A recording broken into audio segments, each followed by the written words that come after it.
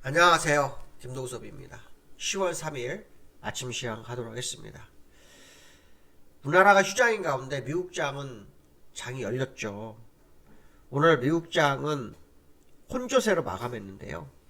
주말에 있었던 셧다운 위기가 해소됐지만 시장을 혼조세로 마감한 모습입니다. 시장에서 제일 중요하게 봤던 상황은요, 국채금리였던 것 같습니다. 국채금리가 상승하면서 시장을 흔들었는데요. 10년물 국채금리가 4.675%, 2년물 국채금리가 5.108%까지 올라서 2007년 이후로 최고치를 기록합니다. 셧다운이 일단 시간을 벌었죠. 45일은 시간을 벌었습니다. 그래서 그 위험이 사라지니까 국채 매도가 강화되면서 국채금리가 올랐다고 합니다. 국채는 계속해서 오르는 추세라서 이 부분이 앞으로 어떻게 될지 좀 봐야 되겠죠. 과거 사례는 국채가 이 정도로 올라오면 시장이 상당한 위험으로 치닫는 모습이 있었는데요. 요 근래는 국채가 올라도 시장이 그나마 잘 버티는 그런 상황이다, 이렇게 보시면 될 것 같고요. 임시 예산안이 45일짜리가 일단 통과가 됐죠. 11월 17일까지는 시간을 벌었는데요. 내용이 보면 정부 예산을 동결했고요. 우크라이나 예산 지원이 안 됐습니다. 이게 이제 그 바이든이 불만이다, 뭐 이런 얘기를 하고 있는데요. 아마 이 45일 동안 이 부분을 어떻게 해결하느냐에 대한 부분이 향후 시장에도 뭐 상당히 영향을 미치지 않을까 생각도 들긴 하는데요. 어쨌든 정부 예산이 동결됐다라는 부분만큼은 그나마 다행이지 않은가 싶기도 합니다. 그래서 11월 17일까지는 일단 시장이 새로운 이슈에 관전 포인트가 있지 않겠나, 뭐 이런 생각을 해야 될 것 같고요. 일단 11월 달에는 아시겠지만 FOMC 회의가 마지막으로 있죠. 이 FOMC에서 어떤 결론이 날지는 봐야 되겠지만, 빌 에크먼 억만장자 헤지펀드죠. 이 사람이 이런 얘기를 합니다. 연준이 공격적인 금리 인상으로 경제가 둔화되기 시작됐다. 그래서 연준의 금리 인상은 끝났을 것이다, 이런 식으로 얘기를 하네요. 끝났는지 안 끝났는지 봐야 되겠죠. 왜냐하면 사실 인플레이션이 둔화가 된 건 사실이지만 여전히 목표치보다는 상당히 높습니다. 그래서 이거를 시장이 자꾸 너무 좋게 해석을 하고 있는데요.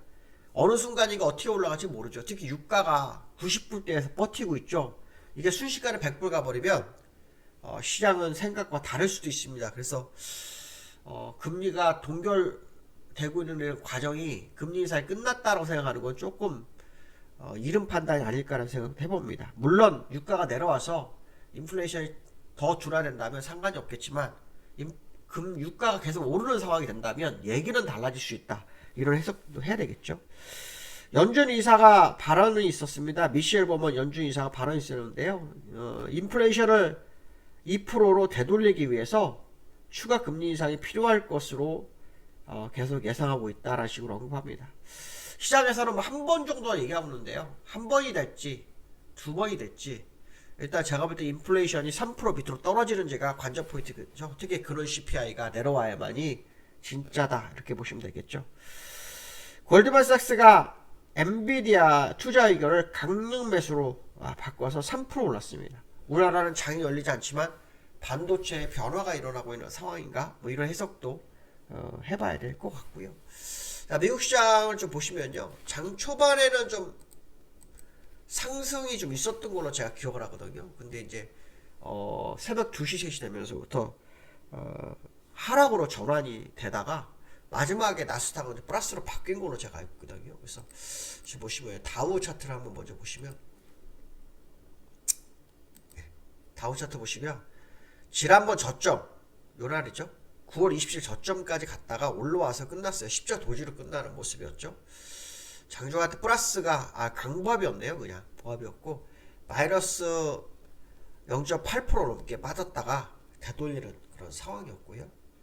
그 다음에 나스닥을 보시면요, 나스닥은 어제의 음봉을 메워주는 양봉이 나왔네요. 나스닥도 장중한테 마이너스로까지 갔었고요. 고점은 1% 정도 올랐었던 그런 모습이 있었네요. 그래서 어저께의 음봉을 양봉으로 메워주는 그런 상황이 되었다. 이렇게 생각을 하시면 되겠죠. 어제가 아니라 지난 금요일이죠. 네, 금요일. 이렇게 보시면 될 것 같고요. 서부 텍사스 중진류를 계속 봐야 되죠. 왜냐면 이게 이제 가장 큰 변수거든요. 서부 텍사스 중진류가 밀렸네요. 90분 밑으로 일단 내려왔습니다. 저는 일반적으로 이런 추세에서는 돌파 가능성을 굉장히 높게 보는데요. 여기서 상당히 싸움을 하고 있네요. 만약 여기서 내려오게 된다면 인플레이션에 영향을 미칠 수 있죠. 과거 사례는 이런 우하향 추세에서는 돌파 확률이 굉장히 높았는데요. 돌파를 2번 시도하고 다시 회기를 2번을 하래요. 3번 했나요? 여기서 3번 회기를 했고 2번 돌파했고요. 그래서 향후 모습을 좀 지켜봐야 되겠지만 유가의 하락은 일단 인플레이션에 영향을 미칠 수 있다는 것만큼은 거의 확실하죠. 그래서 유가의 흐름을 계속해서 봐야 됩니다. 근데 이 유가의 상승이 어떤 뭐 재고의 문제라든가 그냥 감산의 문제가 아니거든요. 이게 그 사우디아라비아와 러시아의 어떤 의도가 깔린 상승이기 때문에 일시적이냐 아니면 추세적으로 다시 가기 위한 과정이냐 에너지 축적 과정이냐 뭐 이런 생각도 한번 해봐야 되겠죠. 그래서 한번 계속 지켜봐야 될 상황이다 이렇게 말씀드리고 싶고요. 그 다음 두 번째로는 바닥 다진 반도체 9월 수출 1년 내 최대 그 삼성전자 얘기거든요. 삼성전자 얘기인데요. 이 삼성전자가 감사를 했죠. 감사를 했는데 계속해서 적자가 났어요. 그래서 수출도 줄어들고요. 감사 효과도 별로 없었는데 그 효과가 이제 나오는 것 같다라는 거죠. 그래서 작년 10월부터 그 월간 수출액이 100억 달러 아래로 뚝 떨어졌었거든요. 근데 1년 만에 다시 100억 달러 근접까지 올라왔다는 거죠. 그래서 99억 달러, 9월 수출이 99억 달러가 되면서 반도체 바닥이 된 게 아니냐. 1, 2월 달에는 반도체 수출이 60억 달러였답니다. 이거 굉장히 많이 줄었던 상황에다가 다시 올라오는 상태고요. 감산 효과가 연말부터 시작될 거다. 그래서 내년도 초에 그 영향이 가장 클 거다. 뭐 이런 얘기가 지금 나오고 있거든요. 이르면 10월 달에는 수출이 플러스가 될 수도 있겠다. 뭐 그런 얘기도 나오고 있습니다. 한번 지켜봐야 되겠죠. 특히 어저께도 잠깐 얘기했지만 중국 수출, 그렇죠? 중국 수출에 대한 부분이 어느 정도 죄송합니다. 차트가 갑자기 확 바뀌었네요. 중국 수출이 어느 정도 수출 위에, 그러니까 뭐냐면 중국에 대한 삼성전자가 이제 리스크가 좀 있었잖아요. 왜냐면 미국이 수출 통제를 했기 때문에. 근데 이게 무기 유예가 되는 이슈가 있었는데 그게 유예가 지금 나왔는데 벌써 이 9월 수출은 이렇게 늘어났다는 거 보면 삼성전자나 SK하이닉스가 뭔가 변화를 추구하는 상황인가 이런 생각도 해봐야 되겠죠.